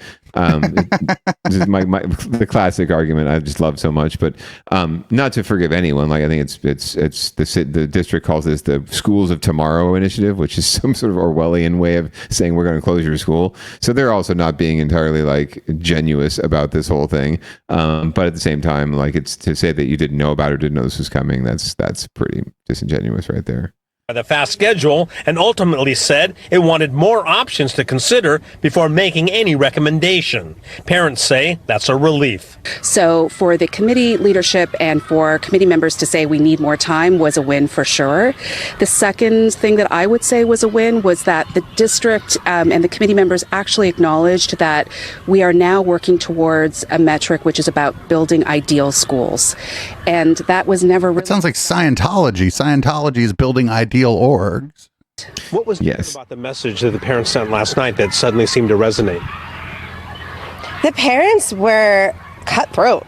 It was great. They were not holding back. I think they were telling it from really where it felt the most. Like they were hurting. They were feeling that they needed the district and the committee to hear them, and they were not holding back. While school district officials didn't comment directly, they did acknowledge it would be highly unusual for the school board to vote without a recommendation. Parents say they hope to collaborate on the new options, saying they understand the district's financial dilemma and want to focus on asking smart questions about the issues, but they acknowledge the personal toll it's taking on all of them. It's heartbreaking. It's absolutely heartbreaking because I don't think you could think of anything worth fighting for more than your child. The committee has not set a timetable for when it would come up with a recommendation, so it's sort of up in the air when the school board would make a final decision. But for parents, they're relieved it won't be in a week. In San Jose, Robert Honda, NBC Bay Area News. So yeah, you were saying that, like, I don't know enough about this. You were saying that that the schools being impacted, or I would assume like a lot on the east side and probably like downtown area ish. Yeah, the district kind of runs, it's not all of San Jose, but it runs pretty much down the middle of San Jose from downtown all the way to Almaden. And if you take a chart, right, of these schools and you rank them based on their like Latinx and Black populations from top to bottom, and then wouldn't you know it, there's correlation there to free and reduced price meal students, right? Students who are lower income. In the top half of that chart, more than half of the schools are on the chopping block, whereas in the bottom half of that chart, there's like a handful, and one of them, like the one Williams that we're hearing about here, is the most white and is the least or the highest income, like the least number of students on free and reduced price lunches in the entire district. But those the parents and those the families that have the time and the resources to go to board meetings, to harass board members, to harass committee members, and write letters and do all the things, right? And they vote, right, as well, and they donate to campaigns. Whereas the people who are who have kids in the more heavily Latino and Black communities and downtown lower income communities, they don't have the time. They're busy working 2 or 3 jobs just to survive in San Jose, and they're thankful that they have free public education for their kid. But they're the schools that are on the chopping block for the most part. And so it's utter hypocrisy for them, these parents, to talk about like, oh, well, I don't want my kid to have to go across Almaden Expressway to this other school. They should make the kids from those other schools come to us and bus from downtown to Almaden. We shouldn't have to send our kids a half a mile away to another school. Those kids are already used to taking the bus. Mine are not. Right, exactly. Like my kids I don't want my kids getting on the icky bus or, God forbid, the light rail. The fucking 22. Right? Like, no. The way the people in 64, San right? Jose talk about the 22, man, I think those people would be afraid of every bus in Oakland. 100%. They're the reason why, 50 years later, we don't have BART in San Jose in the first place, right? Like, that's exactly the mentality. So it rings really hollow, and it's really sad for those families that don't have the wherewithal and the agency to advocate for themselves, because they're the ones that are going to really be impacted. They don't have the time, they don't have the resources to drive their kid to another school, right? Or to pick them up or to get them to the care they need, and they don't have the they don't have the time and the energy or the wherewithal to be able to adjust their schedules, right? Their schedules are their schedules. They work 2 or 3 jobs, right? And they can't make the adjustment that it's going to be needed to get their kid to a school that's a little bit further away, right? So it's these tech bro parents, and it's these nice, white MAGA-ish parents who are, the ones that are loudest in the room and cutthroat, as that woman said. But the other folks who are actually getting impacted, and the ones who the district is supposedly trying to protect, like Latino students and Black students and people of low income and special needs, like they're the ones that are going to get hurt the most by this. But they're not there to advocate for themselves because they can't. They just don't have the agency. And the district sounds like you were talking about building ideal schools and shit. It's like, dude, what are you talking about? That's right. Literally Scientology calls, like when they remodel a place, they call it an ideal org, right? Yeah. So I read a whole op-ed about this from a parent who had never taught one day, had never been in a classroom like one day in their entire life, even as a volunteer, and talking about, I've studied engineering and I have no data and I've researched this, and these are the metrics, these are the KPIs that make a good school. When really, at bottom line is like they don't have enough staff to cover the classes at these schools, and there are minimum ratios they need to keep to make sure that they're not have teachers teaching like 50 kids right at a time. And without laying off, educators, right, teachers, you need to consolidate. There's no way to do it. Everyone's kid's going to get educated. It's not like they're not cutting any kids out of the system that aren't leaving already.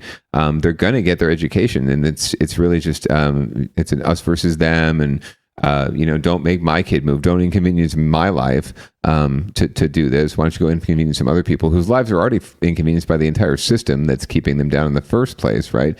These are parents who, by the way, like if they really were that pissed, they could afford to send their kid to private school. They could afford to maybe not all of them, but enough of them, yeah. Yeah, enough of them, and a lot of them could get their kids into a charter school, right? Because charters can be selective even though they're using public dollars.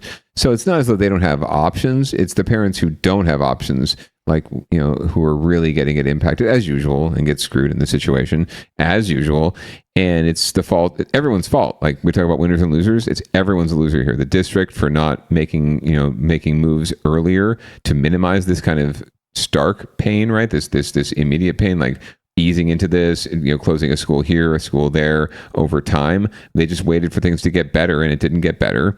And then parents who, I didn't, I only just heard about this meeting, right? And are just taking this from a very selfish, outside their front door perspective. They're to blame. And what's really unfortunate is that, like, I have a friend who's on the school board in San Jose Unified, and it was actually my opponent in one of my races at one point. His wife is getting threatened by these people, like at her job. Yeah, like she works for an education nonprofit, and they're saying that she's responsible for driving this. Like there's a conspiracy this is so weird. That's like some basically Shasta County stuff bleeding out into like the rest of the country, right? Completely. Where this is like you would expect this, like because Shasta County, and not for nothing, like fucking Huntington Beach, right? Where the politics are just so on fire and people are so pissed off about everything all the time. That school officials or their families are like getting threats and blamed for things that they have no control over. Yeah. And like the main thing here is, like you were saying, they have to consolidate. And I got to tell you, if your kid's old enough to walk to school, they're old enough to fucking press the walk button on a 4-lane wide fucking street. Even if it's out with an expressway, it's like, that's why there are crosswalks. That's why there's a the school bus system too, by the way, would be there to support them too if they didn't mind their kid riding the bus, right? So yeah, it's sad. And you know, I only know because my buddy, like, we had to cancel. We have a bowling, sort of adults play date that we go on every now and then, a dad's date, and he had to cancel because he was too afraid to leave his wife alone with their kids in his house.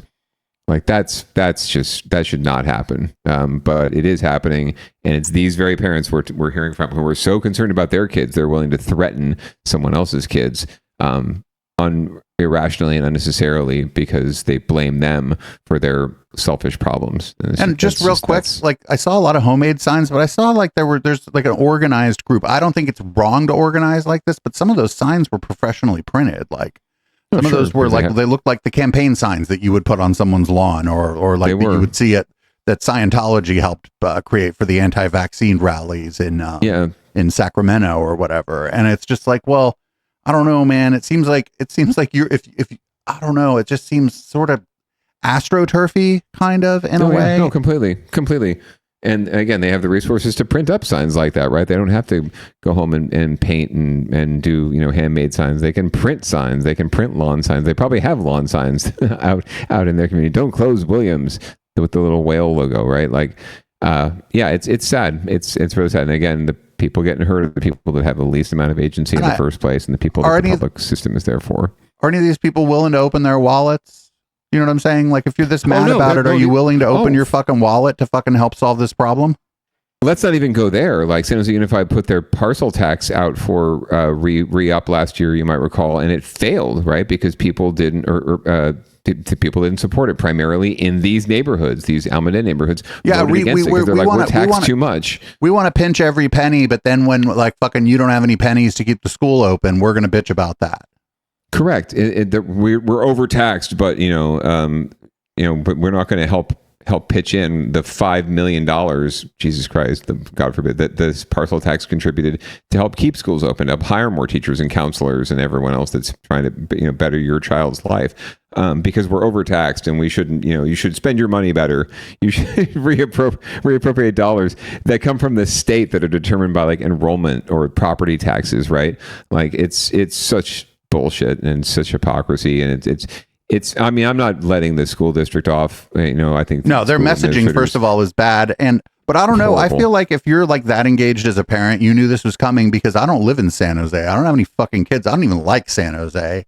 And I knew about this. I saw this. I was like, I guess people are going to be surprised about something that I've been covering on my podcast for about 2 years. Good for them. Yeah, right? We've been hearing about it. Like, and even if you live here, we've been getting mailers. The district has been sending out information to everyone about this. Like, we're well aware of what's happening. I wonder if anybody's bitching about them. Oh, they're spending money to send out mailers, and yeah, right. You can't win with some fucking you people, assholes keeping us informed.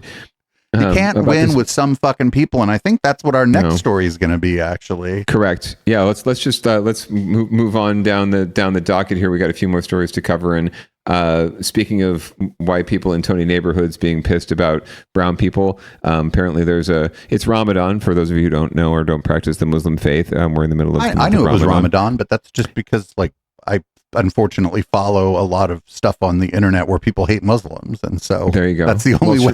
That's a fucked up way to know, but I knew it was Ramadan. Happy Ramadan. Sure enough, mosques are a little more popular during Ramadan, right? More people are going to mosques, so that's not really going over well with a neighborhood in Los Gatos, where one of the mosques is located. So we're going to hear more about that from KPIX. Los Gatos Mosque in a quiet neighborhood has become the center of controversy right as the Islamic holy month of Ramadan begins. The mosque is asking for more leeway when it comes to its operation times. But as Amanda Harry reports, some neighbors have complained about extra traffic and noise. A quaint neighborhood right off Los Gatos. Calling like one of the highest property value places in the fucking world a quaint neighborhood makes me want to throw up on my microphone. It's a quiet neighborhood, producer. And quaint. And quaint. Quiet. It's quiet. Your prayers are too loud. I hear that cash register sound when I see this neighborhood. Ching, your prayers are too loud, producer Dave. Traffic is non-existent, but during Ramadan service at West Valley Muslim Association, things can come to a standstill. This mosque specifically has become a place that people really, really feel, I guess, they feel at home at. Lubna Sheikh says that with pride. She's the executive director of WVMA, and she's Muslim herself, praying 5 times a day. First prayer is supposed to be before sunrise. The last one is late at night. The mosque's permit only allows them to operate from 8 a.m. to 10 p.m. So to do early and late prayers, they may be out of compliance.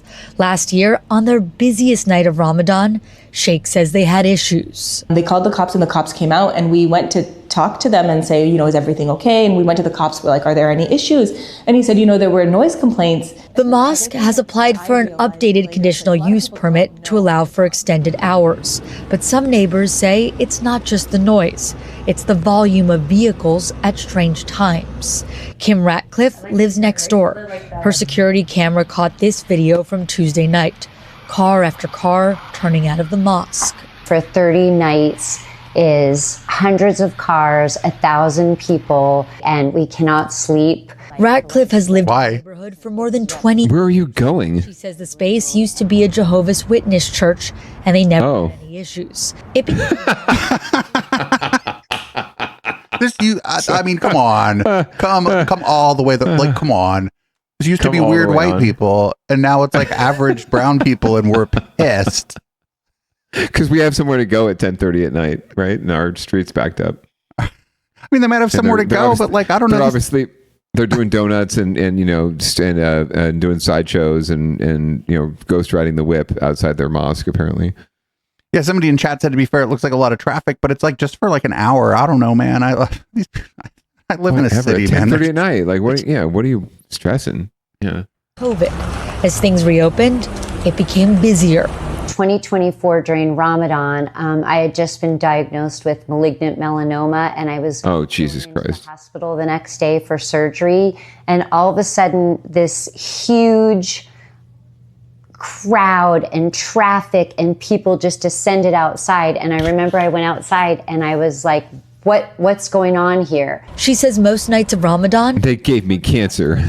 And they have to turn people away, forcing them to park on the street in front of their homes. We do not want them to leave. We believe in religious freedom for all. No, you don't. But we're asking, where does religious freedom end and our rights begin? The Los Gatos town attorney says they're having a public hearing on the planning application. Oh, no. Coming up soon on public comment. Video. Oh, no. Live streaming. Yeah, they definitely... When's the date? They didn't tell us the date. Oh, when is this? We can look it up. We can look it up for you. We can look it up offline. The chat's looking it up right now. To a compromise, because she knows how special this place is for her community.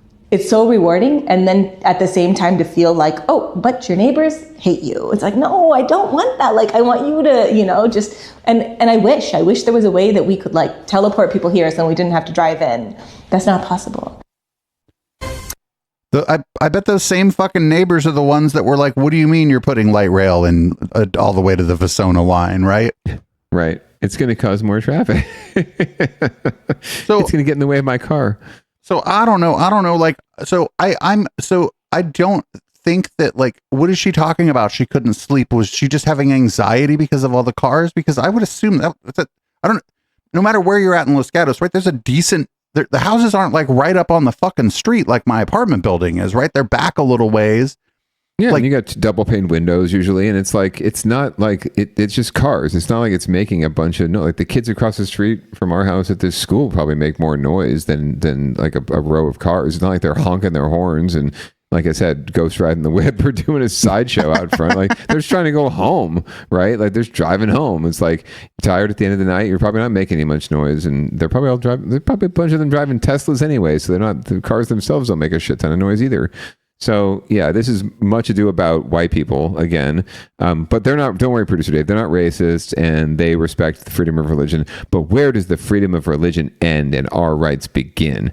I just can't imagine this making, like, they park and they go inside. Maybe they're chatting a little bit, like, as they walk to, like, if they park on the street, they're chatting a little bit, but I can't imagine it being so noisy that you can't go to sleep, dude. People that live in the suburbs can fucking suck my dick.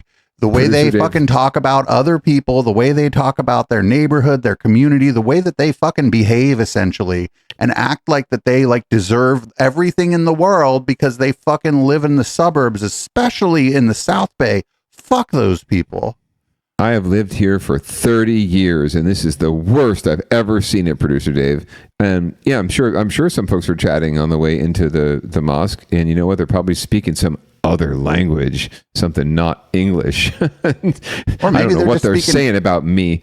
Yeah, they're talking about me. Well, lady, I'm talking about you right now. I hope you. Right. I wish you well in your recovery from your illness, but otherwise, go fuck yourself. Right. It's like, why is it? It's all about you. It's got to be all about you. It's that you are the victim, and it's like, you know, these folks are just coming to pray. They're just coming to pray.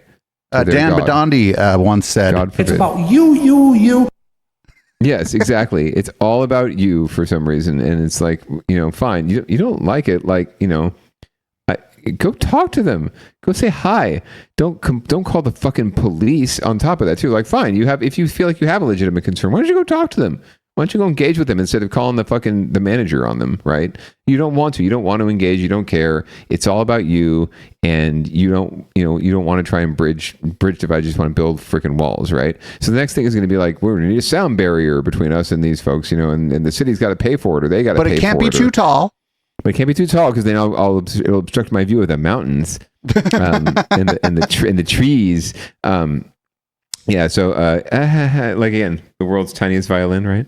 Playing for it. Right, and not for nothing, the gal that was speaking on behalf of the mosque, she seemed like the fucking nicest lady in the world, right? She seemed totally reasonable. Like, I'm sure she'd be down to chat with all these people, with the nice Cancer Lady and other neighbors, right? Like, and it seemed like it was Cancer Lady that was driving this whole thing in the first place. I didn't see a whole bunch of other neighbors like rising up to, you know, the public meeting about it is going to be a disaster. Oh, it's going to be lit. It's going to be fucking lit. They're opening up a can of worms by allowing them to, you know, to have any agency to stop this. Like, I don't think they can. No, I don't think so either. But we'll see. But yeah, I think the chat's probably already looking up when that is. And if not, we'll find out. But it's the Los Gatos Planning Commission, so it's got to be out there at some point, and it would have to come to the city council more than likely, since it's a conditional use permit. So the council will at least be streamed. I don't know if they stream their planning commission meetings, but we should at least be able to follow it. I think the Brown Act I've been looking into. I think they have to, if they like open it up for public comment or whatever. I think that unless it's because it's not closed session, I think they have to make it available to the public. Yeah, no, I mean, you have to be able to go and attend. I just don't know that streaming is still mandated by public meeting doctrines. But anyway, all right. Well, we got a couple more things here to get through, and I want to make sure that we close out the night and get you on to public comment with Andrew. Oh no, we're doing a red light special. Matt Mahan on the Andrew Yang Show. Yeah, I know. That's why I want to get you to that as soon as possible. But on Get Your Shit Together, guess who it is? Bart. Again. We're going to start calling it Get Your Bart Together. I think it might be best to do it. So the Transbay tube was shut down again, and this is a quick hit on that, and we'll probably not talk too much about it because it happens every week, but we just wanted to throw it out there. Let's move on now. Back here at home, an update to our breaking news. Will BART be up and running for the morning commute? There is no service between San Francisco and Oakland. The Transbay tube is shut down. It's all due to a communications issue, according to BART, that started around 4 p.m. Frustrated passengers were forced to take buses between San Francisco and the East Bay, and they're concerned, of course, about tomorrow. I was down here waiting for work, waiting for my ride for the Blue Line, and then all of a sudden I thought I heard something going on, say that we're out of commission. I was like, what, due to transmission failure? So now I'm stuck like Chuck. Stuck like Chuck. I like him. What caused the problem? AC Transit is providing bus service between the Salesforce Terminal and the West Oakland BART station. Our morning team is going to stay all over this story. Our live coverage begins at 5 a.m. with our traffic reporter, Mike Inoue. We'll let you know as soon as BART gives us an update on the Transbay tube. So that sucks, actually, just taking them in West Oakland BART, because if you know how the BART system runs, then somebody's got to get on a train, maybe going to Richmond, just to transfer to the fucking Blue Line at 12th. Like, drop them off at 12th Street downtown or something. Come on. Yeah, at least like a transfer station. That would be nice. Lake Merritt or something, man. Right. Anyone who's been on the Bay Bridge, like a bus link over the Bay Bridge, God, that's got to suck that during already, commute, that right fucking there. sucks. That's awful. It probably takes forever, which is why you take the fucking BART in the first place, right? So, yeah, this is not looking good for that ballot measure that's coming later this year. Like, the more of these things happen, the less likely people are going to support it because they're like, give more money to this system? Why? Well, so the state partially bailed them out, right? I don't know if you know this. Yes, I mean, I was thinking putting that story on the docket too. The state is coming in with a loan of like almost $600 million to support BART and other regional transit in advance of the transit measure that's going to be on the ballot here in the Bay Area this fall. But yeah, all put together, even like it's just not a drop in the bucket. It's just one piece of the puzzle. So they need that loan. They have to pay back the loan. It's a loan. It's not a gift. And they need this ballot measure to pass, or there's going to be some serious impacts to the BART service. Unfortunately, like stations are going to close, like Warm Springs might close. So it's getting real for them, and this is not helping the narrative. Unfortunately, so we did have somebody mention like some open source problems, like with the state governments. They're saying trying to wreck open source. I think they're talking about the age verification for operating systems. But we haven't gotten to that. That's more of like a Sunday show thing, I think. But yeah, we haven't gotten to that. But I will make my little spiel here about this is all like communications problems with their antiquated software. I know it's a big upfront investment, but just replace everything with fucking like Linux stuff and hire a bunch of local people who are maybe going to even be out of work because they were like sysadmins or coders or whatever who might be out of work because of all the tech layoffs to like start replacing things as we can, because then that system's like that would be more robust over the longer term, you know? Yeah, no, it's a classic catch-22. They need the money to upgrade their systems that are outdated, and it's the outdated systems that are failing that are creating this narrative that the system doesn't work, right? So they need the money to upgrade the system, and it would work better. But the fact that these shutdowns are happening, it just makes it less and less likely that they're going to get the support, the public support, and will they need to get the money to keep the system running as it is. So it's a unfortunate catch-22 or downward spiral, or whatever you want to call it. Like if you do that, you run into this thing where you either have to shut the system down while you switch over, or you waste a lot of time.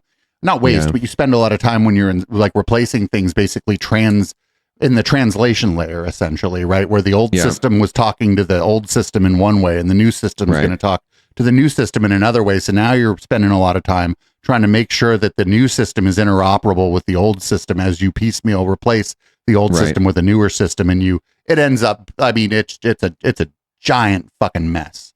It is, and I don't envy anyone having to dig out of it. But if you do believe in public transit, though, please do vote for the tax measure this fall. If you live in the Bay Area, it really is the only way we're going to save the system and help to try to bring it around and bring it into the 21st century finally. Speaking of, so we got one last story here. This is And Another Thing. Usually it's an animal interest story or a vehicle versus structure story for And Another Thing. But we're just following up on this. And this is, her name is Party Mom. Her name is Party Mom, but I don't know. If I was a teenager, I'd have been at those parties. So we've been following this for a while on Downballot. They'll get into the backstory when we get into it, but just Los Gatos being Los Gatos once again. So maybe we should back this up against the mosque story. But anyway, you'll hear more from Fox 2 about what we're talking about. I don't know. Free Party Mom. Verdict. It is in. A Los Gatos mother found guilty of throwing alcohol-fueled parties where teenagers were encouraged to engage in sexual misconduct. KTVU South Bay reporter Jesse Gary live tonight in San Jose with the story. Jesse, good evening. Mike, good evening to you. And this is what's called a bifurcated or split trial. As you mentioned, the verdict came down earlier today. Shannon O'Connor found guilty of most of the 63 counts. Now, prosecution and defense attorneys are arguing the aggravating factors that could determine if she has more time added to her sentence. After many years and many, many victims, today there was justice. Santa Clara County District Attorney Jeff Rosen pleased a panel of 5 women and 7 men handed down multiple guilty verdicts to Shannon O'Connor. It took the court recorder more than a half hour to read each of the 63 verdicts. Guilty on at least 48 of them, including child endangerment, furnishing a person under 21 with alcohol, annoying or molesting a child under 18, and sexual penetration of an intoxicated person. She was found guilty as an aider and abettor, as a facilitator of those crimes. She encouraged, facilitated, and aided and abetted one child in sexually assaulting another child, and did that on 2 separate occasions with 2 separate victims. Prosecutors proved O'Connor planned alcohol-fueled sex parties for multiple middle and high school children from at least 2020 to 2021. She was found guilty of trying to dissuade victims from coming forward and telling what happened. Is this defendant used children, took advantage of them, manipulated them for her own perverse sexual interests. Prosecutors say O'Connor first gained trust as a cool mom who could talk about anything, including sex, then introduced alcohol and encouraged sex acts. A victim identified as John Doe number 1 told the court in a victim impact statement, "I was manipulated to lie to my parents. These events still traumatize me." O'Connor's defense lawyer says his client didn't start the alcohol party scene and that things spun out of control. Okay, to be fair, she didn't invent alcohol and partying. That's good job, lawyer. Yes. Where the children were going, where alcohol was provided. What ended up happening, though, ultimately was because the path was so easy at the O'Connor household that those other locations were dispensed with. Jurors rejected that argument in handing down guilty verdicts in the vast majority of the 63 counts. She aided and abetted that conduct. But I think what the defense is going to say is for sexual assault, you need to have more direct participation. Judge Elizabeth Patterson. That's what they're saying about the Jeff Epstein stuff, too. Right. Arguments for aggravating factors. If she sides with the prosecution, she could add more time to O'Connor's sentence. The district attorney believes right now O'Connor could get upwards of 30 years in prison, but her sentencing now scheduled for March the 26th. We'll find out then. We're live outside the Hall of Justice here in San Jose. Jesse Gary, KTVU, Fox 2 News. Michael, we'll go back up to Oakland and to you. All right, Jesse, thank you for that. Elon. So real quick, I mean, you could be like the cool, open-minded parent and not do all that, right? Yeah, I mean, I had plenty of open-minded parents that just like, they bought us, soda and donuts and let us stay up late and, hang out in their pool, right, after hours, watch TV and whatever. Like, there were plenty of cool parents in high school that weren't engaging in wild alcohol-fueled sex parties. Anyway, just another example of like, everyone in quiet Los Gatos.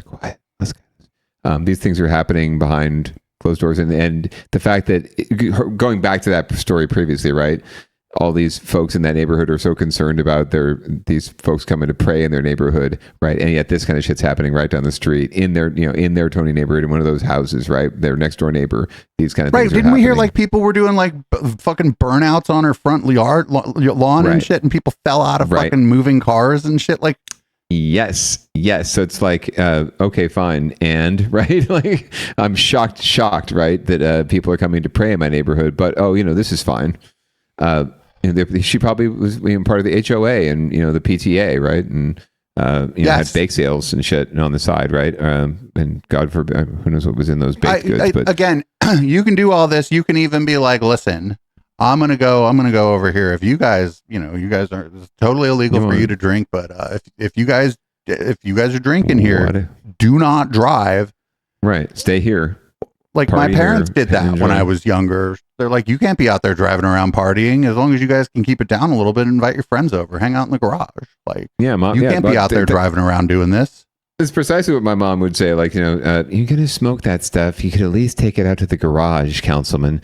And that was my super Catholic, like suburban mom, right? Like, so, props to her for having a more open mind than most people. But, this lady was like trying to basically relive her. She was probably like basically trying to relive her teenage years, sort of semi-vicariously through what sex with her son.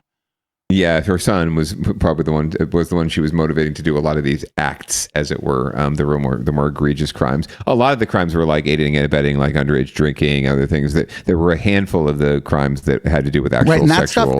That stuff just ends up getting piled on for the more serious stuff, right? The serious stuff Correct. was the sexual assaults and the. Correct. Well, it helps them, create a bigger case, a better case, and also helps them increase sentencing too. Like it piles Right, because on. I'm all down with like young people are going to party and whatever, and we shouldn't be like super restrictive on like what young people do or whatever. But what this lady did was just out of control. Like there was no fucking, there's no way. Like the stuff I was more concerned about was like the stunts involving fucking vehicles. Yeah, right. Nobody even talked. Oh, they were partying, motherfucker. Somebody fell out of a moving car. Like at one of her parties, and she was probably out there like, woohoo, YOLO, bitch. So I hate to laugh, but because it's serious stuff. But yeah, so we finally coming to some closure here with a story on Downballot, and closure for our episode here tonight, but also closure on a story we've been tracking for years, and we'll come back to it again when she's sentenced. Yeah, in a couple of weeks we'll come back for sentencing and see what happens. We had 30 years sounds about right. But again, that's probably the most that's the real fucked up part about like real sexual assault and the perverse kind of acts these days is you really, even if you get convicted, the sentencing isn't anywhere near where it needs to be to really be a deterrent, if it were, right? Like that's probably why they had to layer all these other things on, because they weren't going to be able to get enough time in jail for actually doing the real egregious shit. They had to layer everything else on. So, yep. All right, so you mind reading out the podcast? Not at all. My last readout as a dad of one child. So thanks as always, producer Dave, for running the dials. Thanks to listener for downloading. Thanks to viewer for watching us live. We'll be back hopefully next Tuesday. We'll see how I'm doing at 7:30 p.m. Pacific time right here at twitch.tv/Echoplex Media. But as always, download this podcast. Keep us the 69th best podcast in California. We invite you to get your vaccinations, even though we're getting out of COVID and flu season. So yay. Make sure you wear a mask where it's appropriate. Pants are totally optional as always. You're going to listen to some audible smoke signal, and we're going to see you next Tuesday. Peace out.